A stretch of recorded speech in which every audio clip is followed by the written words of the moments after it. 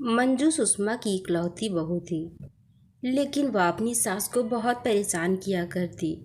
वह चाहती थी कि उसकी सास इस घर से चली जाए। अरे मम्मी जी, आपको अगर इतनी ही परेशानी होती है तो आप यहाँ से चली क्यों नहीं जाती हैं? इतना वृद्धाश्रम में आप वहाँ जाकर रह लीजिए, आपको कोई परेशानी नहीं होगी और हम भी खुश रहेंगे। सुषमा बहू से कुछ नहीं कहती, वह अपने बेटे से कहती, अरे बेटा राजवीर, बहू के अत्याचार तो बढ़ते ही जा रहे हैं। वो तो अब मुझे इस घर से भी निकल जाने के लिए कहती है। बता बेटा, मैं इस बुढ़ापे में कहाँ जाऊँ? मैं वृद्धाश्रम में रहूँगी तो तुझे अच्छा लगेगा क्या? तू मेरा इकलौता बेटा है, मेरी कोई और संतान तो है नहीं कि मैं उसके पास जाकर रहूँ। तू ही को कुछ बहू को समझाओ बेटा, वो मुझसे ऐसी बर्ताव ना किया करे। आखिर मैं करती ही क्या हूँ उसे, मैं तो उसे कुछ कहती भी नहीं। अरे माँ, मैं घर और ऑफिस दोनों नहीं संभाल सकता। मैं ऑफिस संभालता हूँ, वही बहुत है।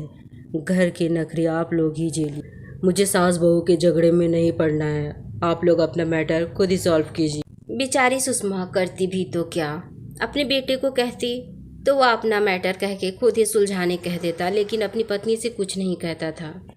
अब बेचारी सुषमा का दर्द सुनने वाला कोई नहीं था सिवाय उसकी पड़ोसन रमा के। सुषमा अपनी पड़ोसन रमा को जाकर अपनी सारी परेशानी बताया करती। अरे सुषमा, हर घर का यही हाल है। मेरी बहू भी मुझे चैन से कहाँ रहने देती है। हाँ रमा बहन, पता नहीं इन बहुओं को क्या हो गया है, सास से इतना चिढ़ती क्यों है। भला हम बुढ़ापे में कहाँ जाएंगे। मेरी बहू ने तो मुझे अब घर से निकल जाने के लिए कह दिया है। अब तो मैं बहुत परेशान हो गई हूँ। बेटा भी मेरा कुछ नहीं सुनता है। सोच रही हूँ कहीं निकल जाऊँ। इस घर में अब जिल्लत की ज़िंदगी जीना मुझे नहीं पसंद। सुषमा अपनी बहू मंजू की बात से आज बहुत नाराज़ थी और अब घर वापस नहीं जाना चाहती थी। इसलिए वह अपना घर छोड़कर वहाँ से निकल जाती है। सुषमा के बहुत देर तक घर नहीं जाने पर उसकी बहू मंजू और बेटा रमा आंटी से पूछने आते हैं। तभी रमा आंटी उसे बताती है, अरे बेटा, तेरी सास बहुत परेशान थी और कह रही थी कहीं चली जाऊंगी, लेकिन अब घर नहीं जाऊंगी। मुझे बताया तो नहीं कहाँ जाएगी, लेकिन कह रही थी कहीं भी रह लूँगी लेकिन घर पर नहीं रहूँगी, क्योंकि बहू को मुझसे बहुत परेशानी होती है। अब पता नहीं वो कहाँ चली गई। अब सुषमा की बहू मंजू और उसका बेटा अपने घर चले आते हैं। इधर सुषमा घने जंगल में खड़ी होती है। आज सुषमा मन ही मन बहुत उदास थी। बेचारी बहू के तानों से तंग आ गई थी, इसलिए वह घर छोड़ चुकी थी। जंगल में आकर हरियाली देखकर उसे बहुत अच्छा लग रहा था।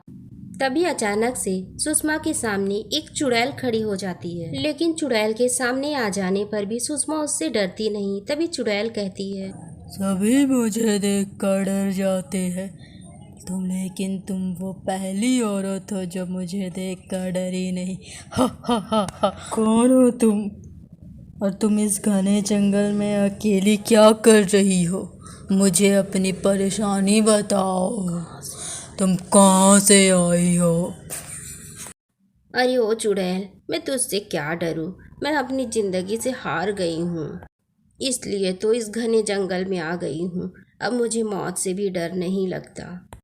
सुषमा चुड़ैल को अपनी सारी आपबीती बताती है कि किस तरह उसकी बहू ने उसे परेशान कर रखा है, इसलिए उसने घर छोड़कर यहाँ आना चाहा। घर में रहकर तो मैं परेशान ही रहती थी। इस घने जंगल में कोई नहीं है, लेकिन मुझे सुकून है। मुझे यहाँ अच्छा लग रहा है। सुषमा की बात सुन चुड़ैल को उस पर दया आ जाता है और वह उसे पूरे जंगल घुमाने के लिए निकल पड़ती है।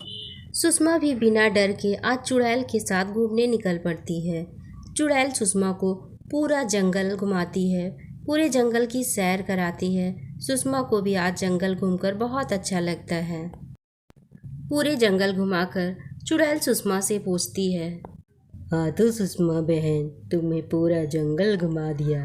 कैसा लगा तुम्हें जंगल, यहाँ की हरियाली देखकर? अब बताओ, मैं तुम्हें घर पहुँचा दूँ तुम्हारे, क्योंकि रात भी बहुत हो गई है। तुम अकेले नहीं जा पाओगी।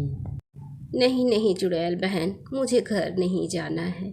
अब मैं क्यों भला वहाँ जाऊँ। जब मेरे अपने बेटे बहू को मुझसे तकलीफ़ होती है। मैं तो अब तुम्हारे साथ ही रहना चाहती हूँ इस घने जंगल में। यहाँ की हरियाली देखकर मेरा तो मन ही खुश हो गया। मैं घर में कितनी उदास अकेली पड़ी रहती हूँ, लेकिन तुम्हारे साथ घूमकर आज बहुत अच्छा लगा मुझे। अगर तुम्हें कोई परेशानी ना हो तो मैं तुम्हारे साथ रहना चाहती हूँ। क्या कहती हो चुड़ैल बहन? मुझ पे तरस खाओ और मुझे रख लो अपने साथ। अरे सुषमा बहन, अगर तुम यहाँ रहना चाहती हो ये तो बहुत अच्छी बात है। मैं भी अकेली भटकती रहती हूँ। तुम मन की बहुत अच्छी और सच्ची हो। अगर तुम मेरे साथ रहोगी तो मुझे भी एक अच्छी दोस्त मिल जाएगी। मुझे तो बहुत खुशी होगी। अगर सुषमा बहन तुम चाहती हो कि तुम्हारी बहू को सीधा किया जाए तो मैं उसे सीधा कर दूंगी। नहीं नहीं चुड़ैल बहन, मेरी बहू को कुछ मत करना। अगर उन लोगों को मुझसे अलग रह के खुशी मिलती है तो इसमें मैं भी खुश हूँ, लेकिन तुम मेरे बहू और बेटी को कुछ मत करना। अब चुड़ैल भी जान गई थी कि सुषमा एक बहुत सच्ची और अच्छी औरत है, इसलिए चुड़ैल अब सुषमा को अपनी दोस्त की तरह रखती और वे लोग दोनों जंगल में साथ रहने लगते हैं और सुषमा अपने घर दोबारा कभी नहीं जाती है।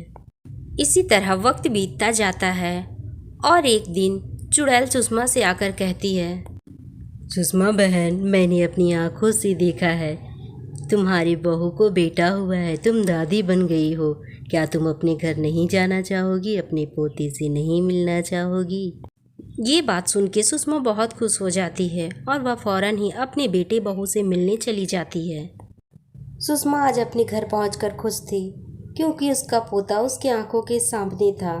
आज बहू और बेटी दोनों को अपनी गलती का एहसास हो गया था।